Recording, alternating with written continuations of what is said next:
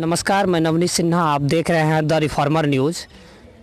मैं अभी मौजूद हूं अररिया ज़िला की सबसे प्रसिद्ध धरती रेणु नगरी में, या अर्थात रेणु जी के घर पर अभी मैं मौजूद हूं।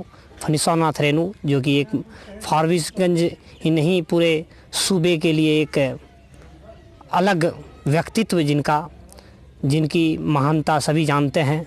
एक साहित्यकार, स्वतंत्रता सेनानी भी। आज मैं उन्हीं के घर पर मौजूद हूँ।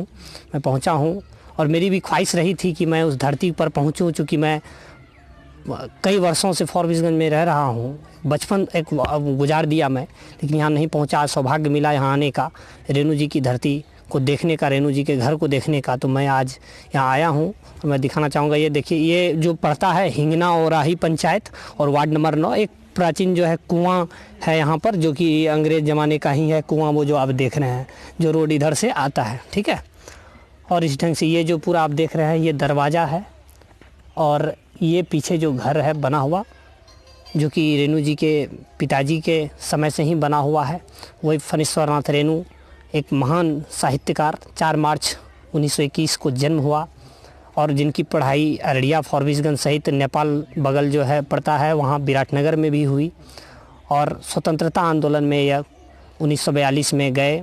और इनकी जो उपन्यास थी, महिला आंचल उपन्यास, उस उपन्यास ने इनको स्थापित कर दिया एक आधुनिक लेखकों में, एक प्रभावशाली लेखकों में स्थापित किया। आंचलिक उपन्यास था, ग्रामीण परिवेश को लेकर उसमें लिखा गया था और उसको लेकर के भारत का जो चौथा पुरस्कार है, पद्मश्री पुरस्कार, हाईएस्ट सिविलियन अवार्ड जो है, वो भी दिया गया था रेणु जी को। और वो किताब 1954 में, जो मेरे स्मरण में है, आई थी, महिला आंचल, और वो 70 में अवार्ड मिला था पद्मश्री।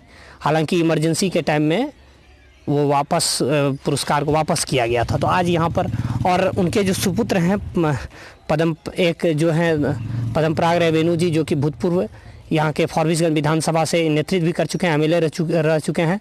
और एक सुपुत्र जो है वो समाज सेवा में जुड़े रहते हैं और रेणु चेतना मंच या इस कुछ नाम से ही वो एक संस्था भी चलाते हैं और लिखते भी हैं। दक्षिणेश्वर प्रसाद राय पप्पू उनका नाम है। तो आइए दिखाते हैं आपको जो है ये जो स्थली है जहाँ पर रेणु जी लिखा करते थे, बैठते थे। बहुत पुराना ऊपर जो है प्राचीन टाइम का जो खड़ उड़ दिया हुआ, हालांकि इसको बाद में दुरुस्त करवाया गया और यहाँ प्लास्टर भी करवाया गया है। और यहाँ देखें आप, रेणु जी की तस्वीरें लगी हुई है। और बाकी उनके सुपुत्र से भी समझेंगे, जो विधायक जी हैं उनसे। और विधायक जी को यहाँ तस्वीरों में देख सकते हैं आप। यहाँ माननीय मुख्यमंत्री नीतीश कुमार जी, और बगल में जो है श्याम रजक जी, जो मंत्री थे उस समय। 4 मार्च 2012 की जो तस्वीर है, जन्मदिवस राजकीय समारोह जो मनाया जा रहा था रेणु जी का, उनको लेकर के। और ये तस्वीरें लगी हुई है, तमाम तस्वीरें हैं। नीतीश कुमार जी की तस्वीरें नज़र आ रही है, जब विधायक जी इस फारबिसगंज विधानसभा का नेतृत्व कर रहे थे उस समय की तस्वीरें हैं।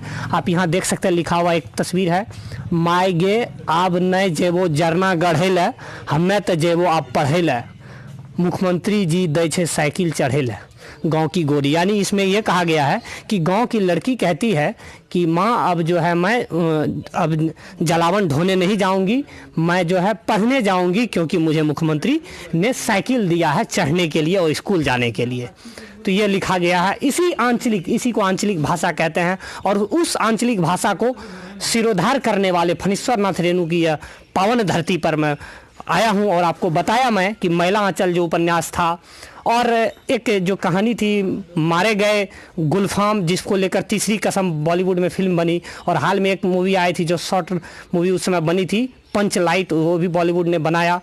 और कई सारी प्रति परी कथा जो उपन्यास, वो भी काफ़ी प्रसिद्ध रहा। और यहाँ हमारे साथ विधायक जी, जो उनके सुपुत्र पद्मपराग रेणु, जो बड़े सुपुत्र, वो यहाँ मौजूद हैं। संजोगवश मिल गए, तो उनसे भी जानने की कोशिश करेंगे कि रेणु जी चूँकि उनके पिताजी रहे, तो इसलिए उनके पिताजी का जो इतना बड़ा नाम था, सम्मान था, उनको वह किस रूप में देखते हैं और क्या कैसा महसूस होता है उन्हें, जब लोग, चूँकि ऑस्ट्रेलिया से इयान वुल्फोर्ड एक प्रोफेसर थे, वो भी आए थे, और कई लोग देश विदेश से, पूरी दुनिया में उन्होंने अपनी एक मिसाल कायम की। लोग जो है आते हैं यहाँ देखने के लिए, और मैं भी आया, यहाँ बहुत विदेशी पर्यटक लोग भी देखने आते हैं।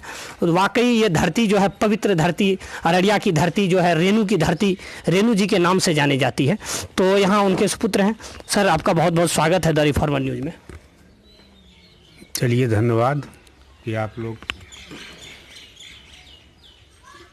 तो सर जो है, मैं आज आया सौभाग्यशाली अपने आप को मानता हूँ, और इतने बड़े जो हम कह सकते हैं व्यक्तित्व यहाँ से निकल कर गए इस गांव से। जब ये रास्ता आप यहाँ आएंगे, थोड़ा घुमावदार रास्ता है, एक ग्रामीण इलाका है, काफ़ी पिछड़ा इलाका, उस जगह से इतनी बड़ी व्यक्तित्व निकल कर आगे गई।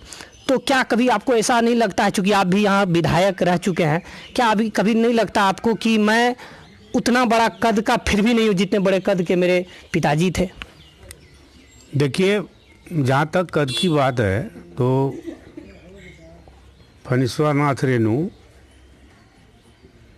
एक पीस, मतलब एक व्यक्ति, एक आदमी, सिंगल, वैसा कोई हो नहीं सकता। कम से कम फणीश्वर नाथ रेणु के टक्कर का हमको नहीं लगता है कि फिर कोई पैदा लेगा। इससे बड़ा हो सकता है, लेकिन इस कैटेगरी का नहीं हो सकता है। वाकई सही कहा आपने कि आंचलिक उपन्यास जो उन्होंने लिखा मैला आंचल, वो एक कह सकते हैं मील का पत्थर साबित हुई और उनको स्थापित किया एक लेखनी के उस दौर में जब अंग्रेज़ों का काल था। तो वो तो वाकई आपने वो कहा कि कोई उसके टक्कर का नहीं हो सकता है फणीश्वर नाथ रेणु जी के। और आज भी लोग अगर आते हैं अररिया ज़िला तो उनके नाम से लोग आते हैं देखने के लिए। और उनके नाम पर, जैसा मेरी जानकारी में है कि भारत सरकार ने 2016 में डाक टिकट भी जारी किया था, सही है क्या? ना किया है। और चूंकि ये उनकी धरती है, बराबर एक खबर भी ये उठती रही है, आवाज़ उठती रही है कि जो फॉरबिसगंज प्रखंड क्षेत्र ये पड़ता है, तो इसको जो है चूंकि अंग्रेज़ों के नाम से, फॉर्ब्स अंग्रेज नाम से, उसको रेणु नगर कर दिया जाए। क्या ऐसी आपकी तरफ से भी कोई पहल की गई? देखिए, मेरे तरफ से तो कोई पहल नहीं है और हम किए भी नहीं, क्योंकि फणीश्वर नाथ रेणु के जो राजनीतिक गुरु थे वो पंडित रामदेनी द्विवेदी तिवारी थे और उनके शिष्य थे। तो मेरे ख्याल से कि रेणु जी का नाम बहुत है, बहुत पूरी दुनिया में छाया हुआ है। क्यों नहीं उनके गुरु स्वतंत्रता सेनानी, साहित्यकार भी थे, क्रांतिकारी भी थे, उनके नाम पर मैंने किया जाना चाहिए द्विवेदी नगर फारबिसगंज। नाम फारबिसगंज रहे, जैसे रेणु गांव सिमराहा का नाम रहे, लेकिन उसमें जुड़ जाना चाहिए रेणु गांव सिमराहा, द्विवेदी नगर फारबिसगंज। तो इस तरह का मेरे तरफ से मैं ये लोगों से भी कह रहा हूँ आपके इसके माध्यम से, इस संवाद माध्यम से, कि भाई हम सभी एक मुहिम चलाएं और यहाँ के स्थानीय विधायक जो हैं मंचन केसरी जी, फिर पूरा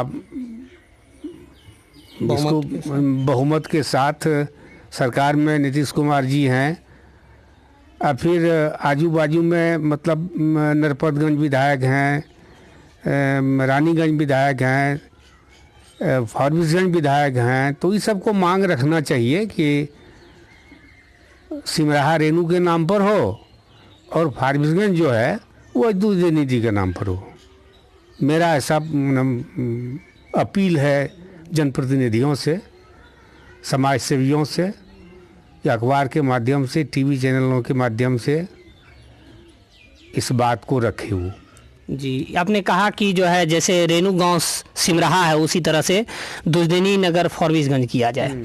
तो मैं आपको दर्शकों बता दूं, जिनकी चर्चा कर रहे थे, पंडित रामदेनी तिवारी द्विवेदी जी के, जिनके नाम से द्विवेदी फील्ड भी है, ग्राउंड भी है और स्कूल भी है फारबिसगंज में। तो वो भी स्वतंत्रता सेनानी, उन्हीं के जो है शिष्य जो है फणीश्वर नाथ रेणु थे। तो एक अररिया जिला में ये दोनों का एक व्यक्तित्व विशिष्ट जो है इसलिए कि ये बता रहे थे। सर, तो रेणु जी की इनकी इतनी कृतियाँ लिखी गई, इतनी कहानियाँ लिखी गई, इतने रिपोर्टाज उपन्यास लिखे गए, तो क्या यहाँ पर कोई पुस्तकालय बनवाया गया है सर?